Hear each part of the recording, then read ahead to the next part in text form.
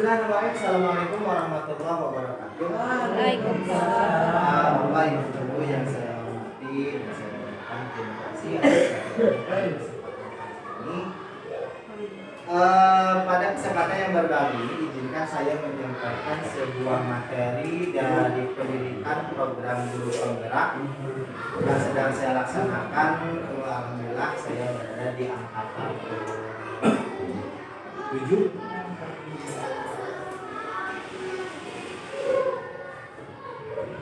Materi yang akan disampaikan pada kesempatan kali ini yaitu tentang budaya positif. Sebelum kita menginjak kepada materi, di profil pribadi saya secara pribadi, nama Jaya, bertempat tanggal lahir di Bandung, 6 Juni tahun 1984, ini kerja di Sindang 1 dan berdomisili di Kampung Jalan Sebang. Latar belakang kenapa saya harus menyampaikan diseminasi ini, karena ada beberapa hal, beberapa sikap, beberapa tingkah laku yang harus kita sama-sama bisa sampaikan terkait dengan kegiatan di sekolah, yaitu tentang budaya positif. Apa sih budaya positif itu? Apa sih yang harus dilakukan oleh guru itu? Karena selain budaya positif, kita harus ada nantinya ke depannya akan ada keyakinan kelas, terakhir kita akan mempelajari tentang restitusi.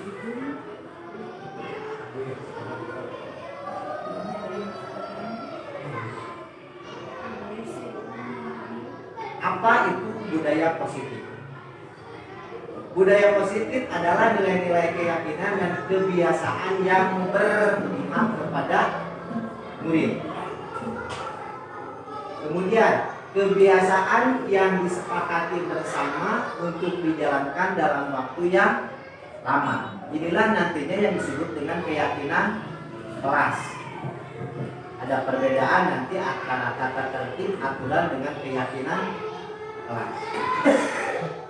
Kemudian tujuannya agar murid dapat berkembang menjadi pribadi yang berkarakter sesuai dengan profil pelajar Pancasila. Di mana ada 10 karakter dari profil pelajar Pancasila. Kita melihat yang pertama yaitu beriman kepada Tuhan yang Maha Esa. Jadi nanti kita akan menitik beratkan bagaimana anak itu bisa menciptakan budaya positif. Kita sebagai guru bisa menciptakan budaya positif dengan berpedoman kepada profil pelajar Pancasila. Yang pertama yaitu beriman kepada Tuhan yang Maha Esa. Ini ada disiplin positif dan nilai-nilai kebajikan universal secara lebih gamblang nanti akan disampaikan lebih lanjut. Kemudian miskonsepsi makna kontrol. Dalam kita melaksanakan pembelajaran, kadang kita mempunyai salah pengertian ya, mengartikan sebuah pengertian itu menjadi salah. Di mana yang pertama bahwa guru itu mengontrol murid. Betul ya? Kebiasaan kita di kelas bahwa kita guru itu mengontrol murid. Kemudian yang kedua, semua penguatan positif, efektif dan bermanfaat. Padahal tidak selalu. Nanti akan ada contohnya. Apa itu penguatan positif? Kemudian kritik dan membuat orang merasa bersalah dapat menguatkan karakter. Contoh, ini sebagai contoh. Ketika anak melakukan kesalahan di kelas, terkadang kita memberikan statement memberikan kesan bahwa anak itu salah. Ketika anak merasa bersalah, anak akan diam. Tetapi itu juga bukannya menumbuh kuatkan karakter, tapi malah membunuh. Apalagi kita menyampaikan kritik kita di depan teman-temannya. Dapat dibayangkan bahwa anak itu bukannya makin pede, malah akan makin. Kemudian orang dewasa memilih hak untuk memaksa. Bisa dipahami. Kita sebagai guru semuanya di situ disebut orang dewasa. Apa yang kita inginkan dipaksakan ke anak. Pasti selalu seperti itu. Pasti selalu seperti itu. Padahal itu ada sebuah konsep yang salah yang kita memakainya bukan salah, tidak terlalu. Kemudian yang selanjutnya ada sebuah quotes dari Stephen R. Covey dalam bukunya Principles of Entrepreneurship tahun 91. Bila kita ingin membuat kemajuan secara perlahan, sedikit demi sedikit ubahlah sikap atau perilaku. Perilaku siapa? Kalau kemajuannya ingin perlahan, sedikit demi sedikit. Namun bila kita ingin memperbaiki cara-cara utama kita, bagaimana kita berubah, maka kita perlu berubah kerangka berpikir. Dulu kita ngajar seperti ini. Dulu kita diajarkan, kita melihat guru-guru SD kita mengajar seperti ini. Hal itu yang kita terapkan sekarang, mengajar pada anak. Di pesantren kita dulu diajar oleh guru-guru kita seperti ini. Hal itu yang kita lakukan juga terhadap murid-murid kita sekarang. Padahal tidak semuanya itu. Kemudian ubahlah bagaimana Anda melihat dunia dalam artian sekeliling kita. Bagaimana yang berpikir tentang hari isitu teh kumaha anak ini, bagaimana sih kondisi di rumahnya, bagaimana sih kondisi keluarganya, berpikir tentang manusia. Paradigma teh hal-hal yang sudah tertanam di dalam otak dan pikiran. Ketika anak dimarahi, anak bakal nurut. Ketika anak diberikan sebuah penghargaan, anak akan terus menurut. Seperti itu. Kemudian banyak hal-hal, aspek-aspek yang bisa kita lakukan, bisa kita rubah untuk menciptakan budaya positif itu sendiri. Dalam rangka menciptakan lingkungan positif, salah satu strategi yang perlu kita tinjau kembali adalah penerapan disiplin di salah satu faktor utamanya bagaimana budaya positif itu bisa tercipta tentang bagaimana kita menerapkan di disiplin. Yang pertama yang ditanyakan, apakah telah efektif? Yang kedua, apakah masih perlu ditinjau kembali? Apa sesungguhnya arti dari disiplin itu sendiri? Kuranglah kebanyakan kita, kalau kita menghukum itu adalah sebuah bentuk disiplin. Pasti seperti itu. Bukan hanya Bapak Ibu, saya pribadi pun seperti itu. Ketika kita memberikan sebuah punishment, hukuman terhadap anak, itu adalah salah satu bentuk penegakan disiplin. Padahal tidak seperti itu. Apa kaitannya dengan nilai kebajikan yang nanti akan kita bahas ke depan?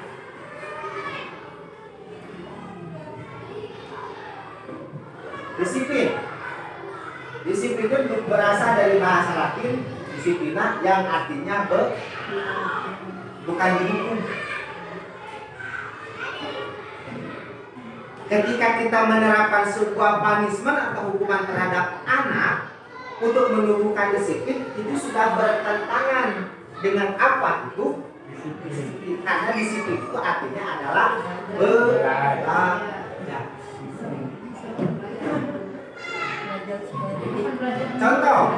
Contoh, mungkin ini berlaku untuk kita semua. Kalau kata peribahasa, ketika guru kencing berdiri, anak ketika perlakuan kita, sikap perilaku kita jelek dilihat oleh anak akan melakukan yang lebih. Jadi makna esensi dari disiplin itu adalah belajar. Bagaimana anak belajar berbicara, bagaimana anak bersikap terhadap guru, terhadap teman sendiri, itu adalah makna disiplin. Jadi bukan menghukum untuk mendisiplinkan.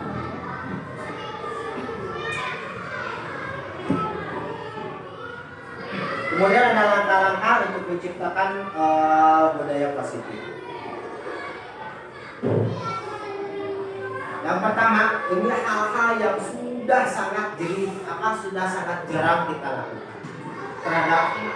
Yang pertama, bagaimana suasana belajar di kelas akan menjadi nyaman, bagaimana budaya positif itu akan muncul ketika hal-hal ini sudah jarang kita lakukan. Yang pertama, menanyakan pendapat murid bagaimana cara belajar yang visual.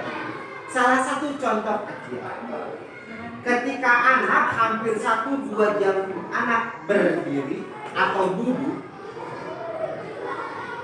cabut, pegel, itu pasti. Ketika anak bertanya, Pak, Bu, boleh nggak nulisnya seperti ini? Enggak, nggak boleh, nanti baju kotor, bla bla bla dan lain sebagainya. Padahal itu adalah sebuah bentuk tidak positif. Ketika anak ingin menulis sambil dia berdiri, ketika anak ingin sambil tiduran, sebetulnya itu bukan sebuah hal yang dipermasalahkan ketika dia tetap melaksanakan proses pembelajaran. Itu yang penting. Ketika anak masih tetap mengikuti proses hal ini pernah saya lakukan di kelas ini. Pak, capek, pegel. Nulisnya pengen ada apa kalau bahasa Sunda? Oke, boleh. Dan anak dia tetap menulis. Ketika kita melakukan sebuah larangan, nggak boleh. Malah anak akan berbuat yang lebih ketika kita melakukan larangan.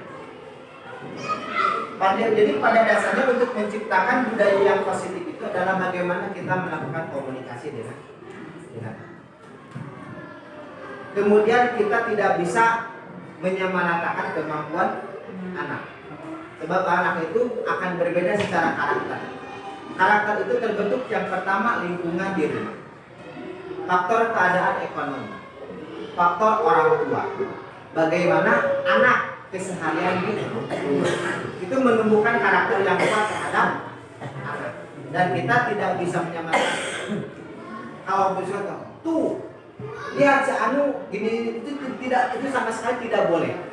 Itu sebuah penghukuman pembunuhan karakter terhadap anak secara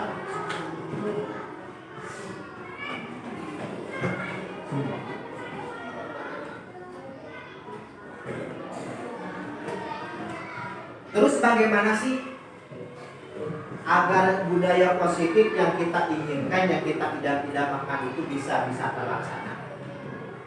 Yaitu dengan membuat sebuah kesepakatan. Kesepakatan kelas itu adalah sebuah aturan yang dibuat bukan hanya oleh sekolah, yang bukan hanya dibuat oleh guru, tetapi juga diketahui dan disetujui oleh anak dan orang tua. Jadi ketika seorang anak melakukan sebuah kesalahan dan kita melakukan sebuah hal atau sesuatu untuk memperbaiki kesalahan tersebut, kita tidak akan disalahkan oleh orang. Kan kebanyakan seperti itu. Aturan sekolah seperti itu. Padahal apa kita menyampaikan aturan sekolah kepada orang tua kita? Apakah sekolah orang tua menyetujui tentang aturan tersebut? Kan tidak. Inilah pentingnya yang namanya. Jadi agar lebih cepat budaya positif itu, bagaimana caranya membuat kesepakatan kelas? Anak-anak, contoh, kita belajar mulai jam 7.30 ya. Kalau jadi anak-anak harus datang jam 7.15 menit. Kalau anak ada yang lewat dari 7.30, mau apa? Bu berdiri di depan kelas. Ibu, bapak orang tua setuju tidak seperti.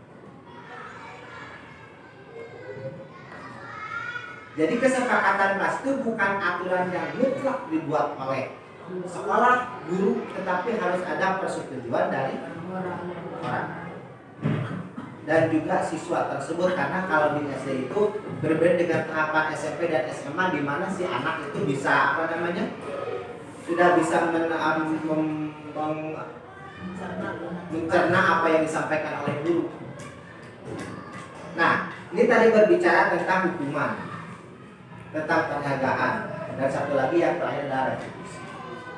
Disampaikan tadi bahwa hukuman di kita itu sudah menjadi hal yang wajar adalah untuk membentuk sebuah kedisiplinan.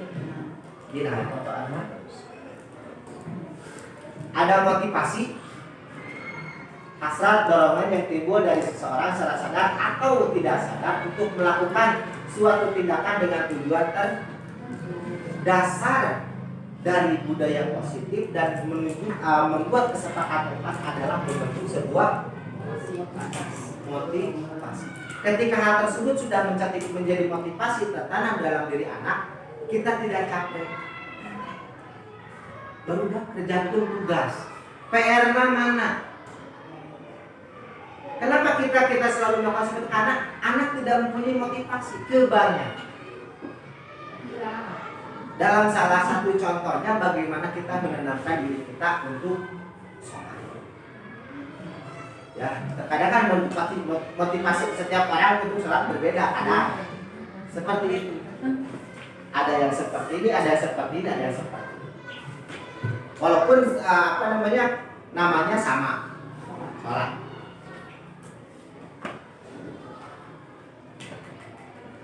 Beberapa motivasi yang dilakukan oleh manusia, ya, dilakukannya untuk apa? Yang pertama, untuk menghindari ketidaknyamanan atau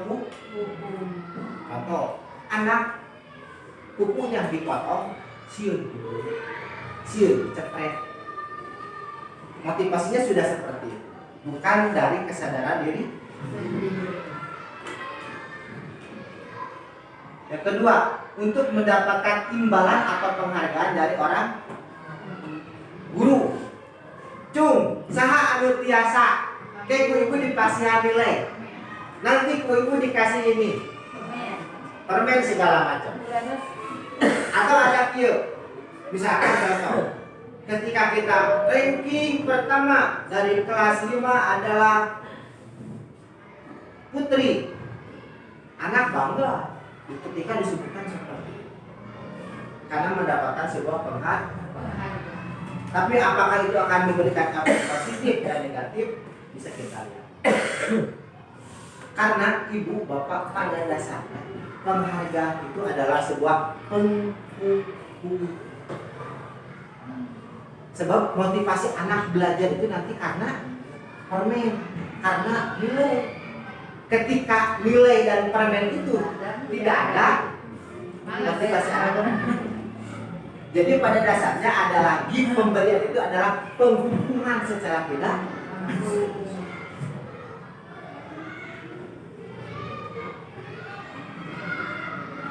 Untuk menjadi orang yang diinginkan oleh orang lain, bukan oleh itu. Dan nurut kumaha ibu bapak guru. Karena yang diinginkan oleh bapak guru adalah seperti itu. Padahal lamun iman tidak sesuai dengan apa yang menjadi keinginan anak.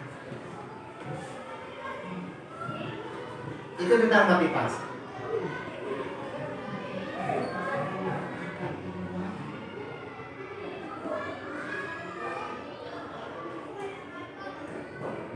Konsekuensi penegakan disiplin positif ini yang terjadi menjadi realita sekarang, ada hukuman dan penghargaan.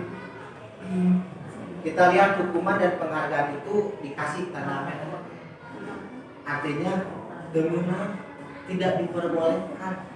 Tidak boleh. Hukuman dan penghargaan itu sebetulnya tidak diperbolehkan karena apa? Efeknya tadi adalah terhadap motivasi. Kalau hukuman secara langsung, anak drop, tetapi bisa lebih cepat pulih. Tapi ketika penghargaan, hukumnya dengan penghargaan terus. Ketika hal yang sudah biasa dilaksanakan kemudian terhenti, anak akan lebih down, akan lebih susah untuk memunculkan motivasi.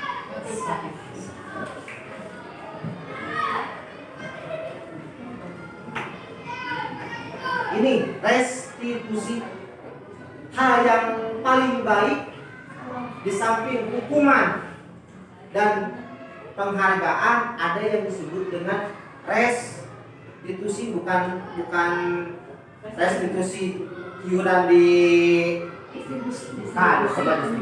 Retribusi itu. Itu restitusi.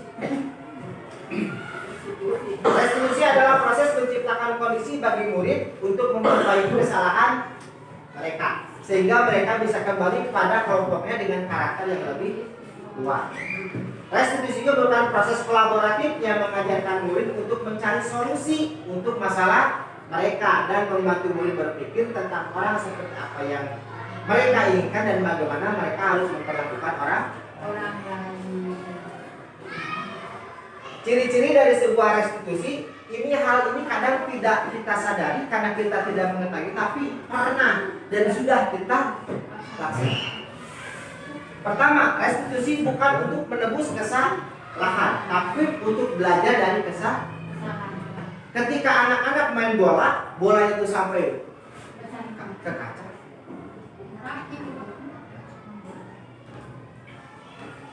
Bagaimana kita melakukan agar si anak itu belajar? Oh, ternyata kalau main bola itu akan kena kaca. Ketika kena kaca, ada serpihannya. Nanti akan melukai kita, melukai teman kita, mungkin melukai guru-guru dan yang lain. Bagaimana anak menciptakan pola berpikir seperti itu? Tidak dicarikan, tidak dihukum, tidak dititah gantian. Ya, restitusi ini fokus kepada solusi. Ketika anak enggan belajar, kita ciptakan solusi bagaimana anak itu mau belajar.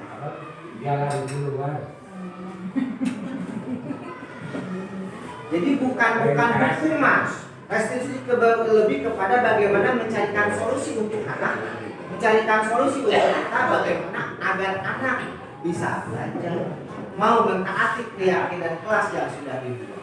Seperti itu. Ini bagian hukuman, konsekuensi dan restitusi. Perbedaannya, hukuman adalah identitas gagal. Karena apa? Yang namanya hukuman bahwa sesuatu yang menyakitkan harus karena yang namanya hukuman selalu berbentuk isi. Tidak ada yang hukuman dia disintrek, dicaret, jangan berotel. Ada tadi dipayun, disiun kasih. Itu pasti sifatnya berbentuk fisik. Ketika konsekuensi berpikir sesuatu harus terjadi. Contoh, ya, jangan menunggu kita dihukum untuk membersihkan WC. Tapi kita berpikir sebelum, oh bagaimana caranya bawa WC harus lalu. Ketika kemudian restitusi itu menjadikan sebuah pilihan. Ada anak itu sudah bisa ini. Kalau si WC-nya tidak bersih, seperti ini. Kalau WC-nya bersih, seperti ini. Anak itu sudah bisa mencerna. Seperti ini. Jadi di mana-mana yang hukuman di kita kebanyakan dan sudah menjadi sebuah kebiasaan yang turun-temurun dari nenek moyang buyut kita. Kalau mau hukum pasti bentuknya fisik.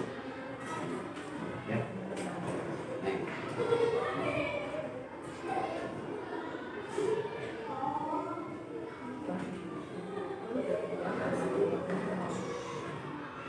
Keyakinan kelas, nilai-nilai kebajikan yang dipercaya yang disepakati secara tersirat dan tersurat terlepas dari terbelakang suku negara, bangsa maupun agama.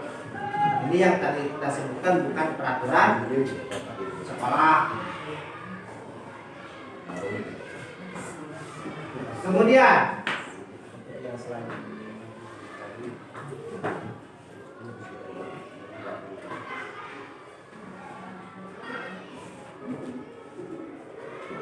Depan Bu. Depan Bu.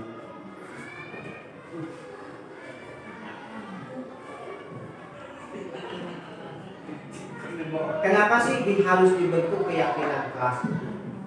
Yang pertama, setiap warga kelas berupaya datang dengan kebahagiaan agar dapat memulai aktivitas dengan tidak ada tekanan datang ke kelas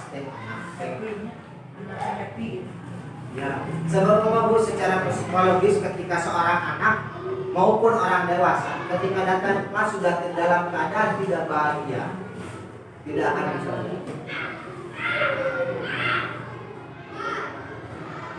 Secara psikologis ketika anak datang ke sekolah dalam keadaan tidak bahagia tidak akan pernah bisa belajar.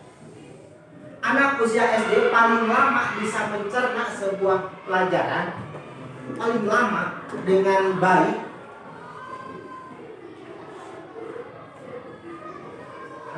hanya 3 menit.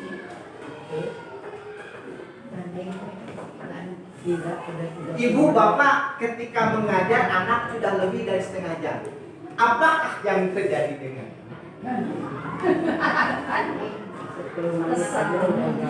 Keresahan muncul di mana-mana. Jangan seperti kita anak SD, anak SMP pun sama. Hanya beberapa menit berbeda dengan anak SD. Dan ketika sudah mencapai dewasa, usia sudah di atas 40 tahun, usia sudah di atas 40 tahun, maksimal dalam 1 hari otak itu bisa berpikir bekerja dengan baik ya, itu hanya maksimal 1 hari tidur 24 jam hanya 2 jam.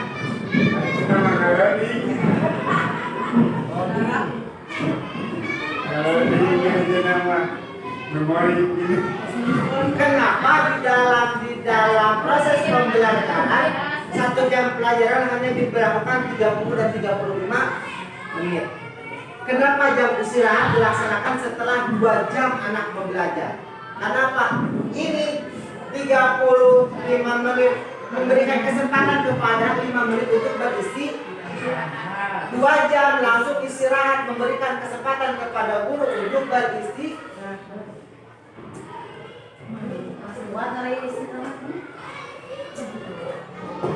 Ya, seperti itu. Jadi intinya mah kudu bahagia, apapun yang terjadi kudu bahagia. Dengan itu ada sami. Nyanyi lah pasti dimakan. Ini kenapa hal tersebut itu harus dipenuhi keyakinan kelas harus kita laksanakan karena pada dasarnya bahwa manusia mempunyai kebutuhan dasar masing-masing. Kebutuhan dasar tentang ingin makan, minum, ingin mempunyai tempat tinggal, ingin dihargai, ingin menghargai dan lain sebagainya.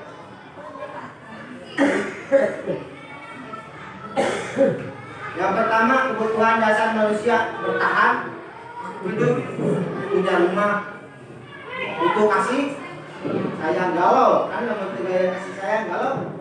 Nah, kemudian penguasaan, kemudian kesenangan yang terjadi berbakat, iya, kemudian bahasa. Anak ingin ini menulis seperti ini, nggak mudah, ibarat segala macam. Kenapa? Karena kebutuhan dasar manusia menginginkan bahasa. Sergen healing, sergen pusi.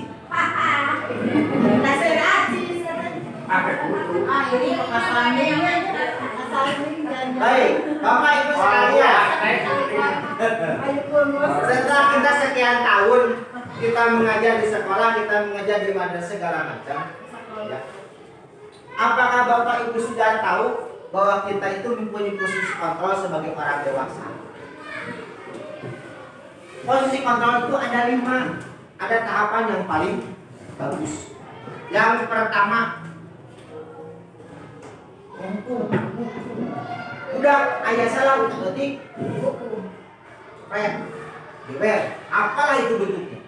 Itu namanya Yang kedua, membuat rasa bersalah. Biasanya ini ibu-ibu. Bapak-bapak pun tidak lupa. Contoh membuat rasa bersalah ketika anak melakukan kesalahan. Kita mengucapkan kata-kata anak itu salah. Bahwa kesalahan itu terletak pada anak. Biasanya ibu-ibu yang tidak. Kemudian teman, ada yang dulu itu memposisikan kita dengan anak sebagai teman, kadang main. Kenapa bisa menjadi teman? Ketika motivasi dan karakter anak sudah terbentuk, tidak pernah ada anak yang akan namanya berani terhadap ini. Baru akan bisa dulu itu bisa menjadi teman dengan. Kemudian pemantau. Selain menjadi teman, dilihat. Oh, siapa punya kesalahan ini? Siapa punya kesalahan ini? Walaupun kita sebagai teman, tetap memantau. Ujung-ujungnya pemantau suka berujung kepada pembunuh.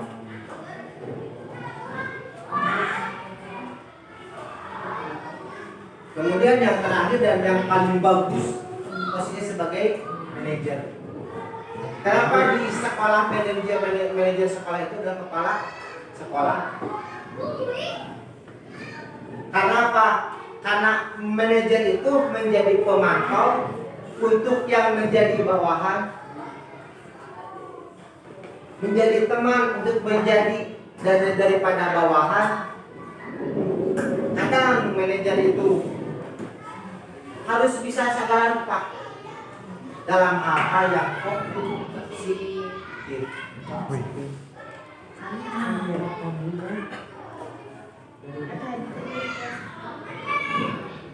Ini sudah masuk ke dalam tahap yang terakhir, yaitu tentang restitusi, di mana tadi di awal dibahas ada hukuman, ada konsekuensi, ada restitusi. Yang pertama, 3 tahapan dari segitiga restitusi. Yang pertama, menstabilkan identitas. Ketika seorang anak membuat kesalahan, berarti ada salah satu kebutuhan dasar manusia yang ingin anak itu penuhi. Contoh, jangan berlari dulu. Kenapa anak itu terus berlari? Karena apa? Kebutuhan dasar manusia itu ingin kebaikan. Ada anak, ibu, saya ini, ibu, saya ini. Kebutuhan dasar manusia itu butuh kasih. Ketika anak membuat sebuah kesalahan, berarti ada salah satu kebutuhan dasar yang ingin anak itu penuhi terhadap guru. Kemudian validasi tindakan yang salah.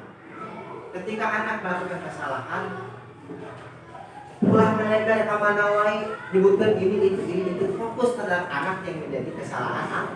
Apa sih salah? Jangan dibandingkan ketika anak melakukan kesalahan tuh seperti itu sama sekali sudah tidak boleh.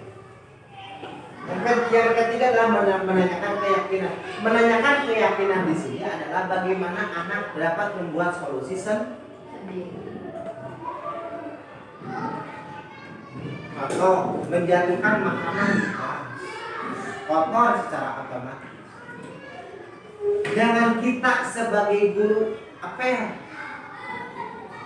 tidak soleh tadi uang dana murah, tidak ada gimana. Ibu adik harus diberesan di APD. Nah itu yang lebih baik. Jadi kesadaran itu datang dari anak, bukan atas dasar perintah dari itulah segitiga resti. Tidak selamanya penghukuman adalah hal yang positif, karena kebanyakan hukuman itu adalah sesuatu yang negatif. Jadi dari budaya positif yang kita sampaikan di awal, Budaya positif itu bagaimana kita menciptakan sebuah budaya yang positif, memberikan kebahagiaan kepada anak dalam belajar. Kita membuat keyakinan kelas yang disepakati oleh kita di sekolah dengan anak, diberitakan kepada orang tua ketika anak membuat sesuatu bentuk kesalahan sudah terdapat dalam keyakinan kelas. Kemudian dari keyakinan ketika anak membuat kesalahan, jangan adanya hukuman, karena itu akan secara langsung menjatuhkan karakter, ujung-ujungnya bahwa anak tidak akan mengubah atau bahkan anak akan lebih. Kemudian tadi ada dari segitiga revolusi. Ketika anak melakukan kesalahan, kita stabilkan dulu, kita sadarkan dulu anak, jangan langsung diponis. Tidak, soleha, bagus, pintar. Ada kata-kata sedikit, jadi anak itu lebih stabil. Setelah anak lebih stabil, tanya kenapa. Kesalahan itu kenapa dilakukan? Setelah anak mau mengungkapkan apa yang jadi kesalahannya, barulah carikanlah solusi. Solusi itu akan lebih baik dan paling baik adalah muncul dari diri si anak. Ketika anak sudah berpikir seperti itu secara langsung motivasi dalam dirinya sudah seperti itu.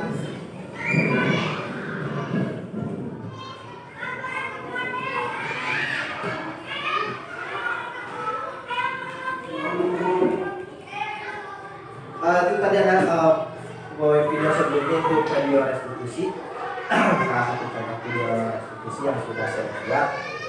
Bapak Ibu yang saya hormati, itu yang bisa disampaikan. Mudah-mudahan apa yang saya sampaikan pada kesempatan kali ini dapat memberikan manfaat khusus kepada diri saya secara pribadi dan juga kepada kita semua.